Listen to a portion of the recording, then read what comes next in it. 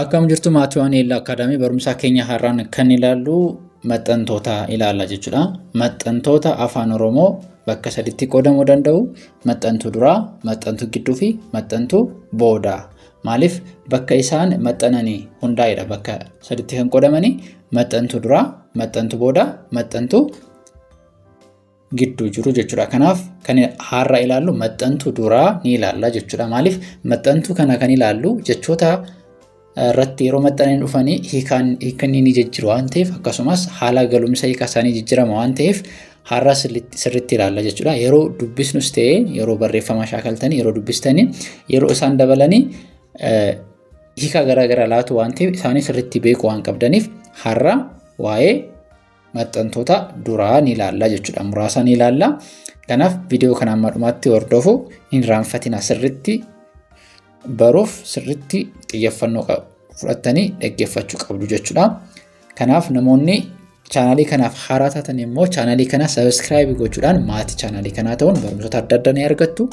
Akkasumas viidiyoo kana like gochuun jalqabaa isiniin jedha. Namoonni immoo karaa keessoon sirriitti afaan Oromoo, Amaaraffaa, Ingiliffaa akkasumas herreegaa barachuu warra barbaadanii bilbilli viidiyoo kanarratti argamuun karaa immoo WhatsAppii, Telegiraamiidhaan nu argachuu dandeessu. Sa'aatii isin mijatuun boqonnaa isin qabdaniin guyyaa barbaadaniin bakkuma jirtanii teessanii barumsaa keessan sirriitti barachuu dandeessu jechuudha. Kanaaf amma kan itti fufnu gara barumsa keenyaa ta'a jechuudha.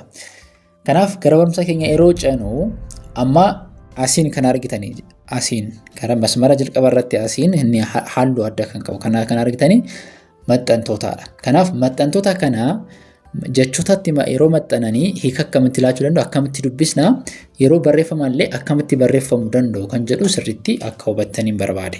Kanaaf sirriitti hordofa. Kanaaf asii maxxantoota duraadha. Asii maxxantuu ha jedhamu jira. Ha. Asii maxxantuu hin. Asii maxxantuu irra kan jedhu jira. Kanas sadan isaanii jiru.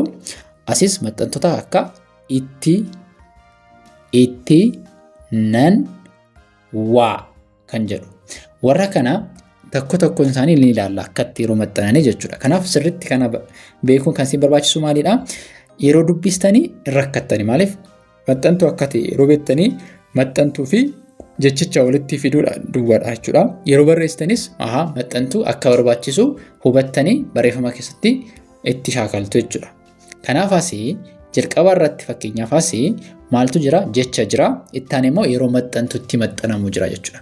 Asii jechoota maxxantuu hin dabalatiin, asiin immoo jechoota maxxantuu dabalatanii garaagarummaa isaanii, haalli dubbisa isaanii fi haalli barreeffama isaanii ni ilaalla jechuudha.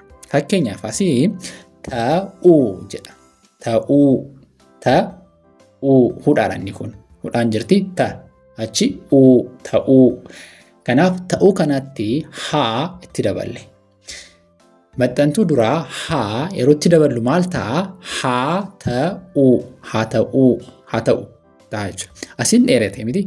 Haa ta'uu yeroo jedhu dheerateera. Kan garuu haa ta'u jedha jechuudha. Kanaaf asiin hafti jirti dubbachistuun tokko. Asii immoo jechaan maxxantuu malee haafuu jedha. Haafuu yeroo maxxantuu haa yeroo dabalatu haafuu ta'a jechuudha. Haafuu. Asii toluu jedha. Toluu kana yeroo maxxantuu dabalamu haa tolu. Asii deemnu maal jedha? Maxxantuu malee yeroo dhufu deemnu jedha. Deemnu. Kanaaf yeroo maxxantuutti dabalamu immoo maal ta'a? Haa deemnu ta'a jechuudha. Okay, karaa kanaatti adeeminu. Asii maxxantuu asii qabnu immoo hin. Kanaaf maxxantuun kun immoo maal gooti? Yeroo jechi tokko maxxantuu malee sanaa gara faallaasaatti hiikaa faallaatti jijjiirti jechuudha. Maxxantuu hin kun itti dabalamnaan gara hiikaa faallaatti jijjiirti jechuudha. Inni jalqabaa haa ta'u wanta tokko haa raawwatamu kan jedhu haa ta'u ta'umsa tokko agarsiisa. Ta'umsa wanta tokko agarsiisa jechuudha. Inni kun garuu faallaa gara faallaatti jijjiirti. Jecha sana gara faallaatti jijjiirti. Fakkeenyaaf asii jecha maxxantuu malee kan jiru dabuudha. Dabu. Kanaaf yeroo maxxantuu hin itti daballu hin dabu. Kanaaf dabuu fi hin dabuu maal ta'e jechuudha? Hiika garaa garaa qaba jechuudha. Hiika faallaa waliinii ta'e jechuudha. Asitti kan biraa cabuu jedhamti. Cabuu kanatti yoo ittiin dabalee hin cabu. Kanaaf hiikni faallaa waliin faallaa ta'e jechuudha. Asii sarmuu ta'a. Sarmuu jecha maxxantu malee sarmuu. Achi booddee yeroo hin itti dabalu maal ta'a? Hin sarmu ta'a jechuudha. Inni itti aanee jiru dhufu jedha. Dhufu kana kun daafi haa qubeedhachaadha akkuma beektanii. Dhufu jedha. Kanaaf hin yoo itti daballu hin dhufu ta'a jechuudha. Hin dhufu. Kanaaf maal ta'e hiika adda addaa qabaatee jechuudha. Inni itti aanee jiru immoo maxxantuun duraan keenya irra waan tokko irra deddeebi'ee agarsiisuu danda'a. Kanaaf bakka waan tokko agarsiisuuf kan itti fayyadamu irraadha. Kanaaf irra kana yeroo jechoota maxxananii dhufanii akkamitti dubbisuu danda'u, akkamitti immoo barreeffamna kan jedhu ni ilaalla. Qofa isaatti yeroo barreeffamu dheeraa qaba. Irraa jedhamee asitti irra ta'uu danda'a. Irraas akka jechatti sagalee dheeraas fudhachuu danda'a, sagalee gabaabaas fudhachuu dandeenya. Fakkeenyaaf asitti jireessa jedhame. Jireessa. Amma jireessa kanatti maalitti daballee irraa jireessan jedhu. Maal isa gabaabaa goona? Dubbachiistuu tokko irra hambisna, bira hambisne irra jireessa jenna. Irraa jireessaan jennu. Kanaaf maal ta'a jechuudha? Yeroo itti maxxanu dubbachiistuu A tokko hambisee A tokko duwwaa qabaatee itti maxxana. Kanaaf irra jireessa ta'a jechuudha. Asitti yeroo deebinu immoo deebii ta'a. Deebii kana ammas yeroo itti maxxanu sagalee gabaabaan itti maxxana. A tokko hambisa. Kanaaf irra deebii jaa jechuudha. Irra deebii ta'a. Achoo ammas jala asitti jala. Kanaaf kana asitti amma maal ta'a jechuudha? Irra jala dheeratee dhufes gabaabbatees dhufuu danda'a. Kana irra jala ta'uu danda'a. Irra jala ta'us danda'a jechuudha. Irra jala ta'us danda'a. Asitti garuu ba'e ta'a. Hudhaa qabdiin asitti ba'e. Maaliif afaan Oromoo keessatti qubeen dubbachiistuu gosi isaanii garaa garaa ta'e walitti aananii dhufuu hin danda'anii akka seeraatti. Kanaaf gidduu isaanii hudhaan galuu qaba miti. Kanaaf irra ba'e ta'a. Irra ba'e haala kanaan dubbifamuu danda'a. Kanaaf dubbachiistuu akkanaatti maxxanuu ni danda'u jechuudha. Iski fakkeenyaa biroos dabalannee ilaallu. Fakkeenyaa biroo dabalannee yeroo ilaallu asii dubbachiistuu maxxantuun asii itti nan waa kan jedhu jira. Itti kan jedhu yeroo baay'ee jechoota baay'eetti itti maxxantee dhufti. Itti kan jedhu. Kanaaf itti kanaas akka galumsa isheetti yookaan dubbachiistuu dhiistee galuu dandeessi yookiin immoo sagalee gabaabaa itti akkuma jirtu galuu dandeessi. Kanaaf fakkeenyaaf asitti aanaa jedha. Aanaa sagalee dheeraa qaba. Aanaa jedha. Kanaaf aanaan kun fakkeenyaaf itti aana jechuun danda'ama. Itti aana garuu asitti maal goone yoo barbaanne immoo dubbachiistuu ii kana hambisnee ittaana ta'us danda'a jechuudha. Ittaana.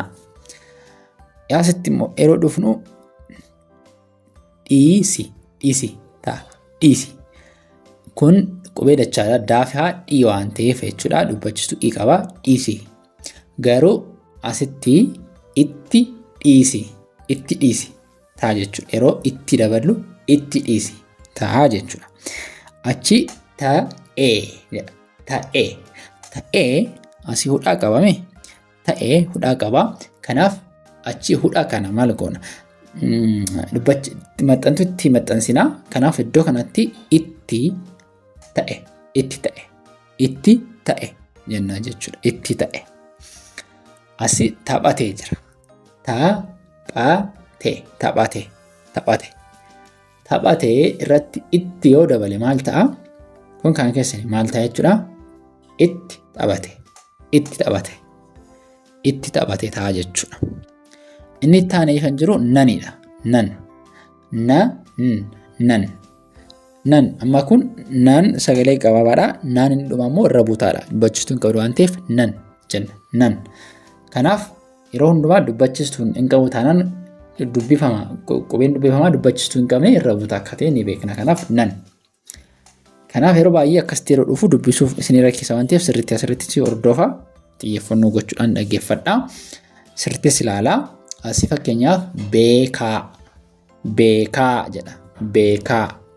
Beekaa irratti maxxantu nan yoo itti daballee nan beekaa. Kanaaf wanta sanaa ofirratti wanta raawwatamu wanta ofiin kan godhamu wanta raawwatamu wanta waa'ee ofii haasa'u irratti nan itti daballaa jechuudha. Nan beekaa. Asimmoo galaa jedha. Galaa yeroo jedhu nan yeroo itti daballu maal ta'a? Nan galaa ta'a jechuudha. Asii qaba jedha. Qaba kanatti yeroo nan itti daballu nan qaba ta'a jechuudha. Asirratti immoo deemaan jira. Deemaa nan maxxantuu duraa nan yeroo itti daballu nan deema ta'a jechuudha. Inni maxxantuun duraa kan biraan immoo kan ilaallu waadha. Waas akkasuma maxxantuu jechoota garaagaraatti maxxanee hiikaa garumsaa isaanii jijjiiruu danda'a. Haalli isaan hiikaatti laatanillee jijjiiruu danda'a jechuudha. Kanaaf asii waadha. Mara haa ilaallu fakkeenyaaf maraa jedha. Maraa kanatti waa yoo dursineetti maxxansine maal ta'a? Waa maraa ta'a. Waa maraa. Asii hundaa jedha.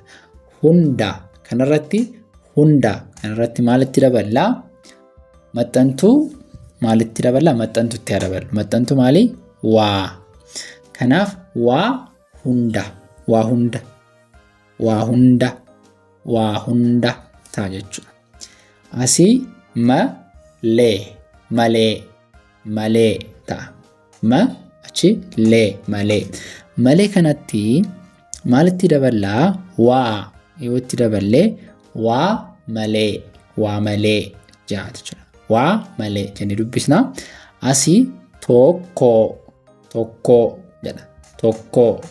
Kanaaf tokkoo kanatti yoo maxxantu duraa waa yoo itti daballee waa tokkoo ta'a jechuudha. Waa tokkoo. Kanaaf haala kanaan maal ta'a jechuudha?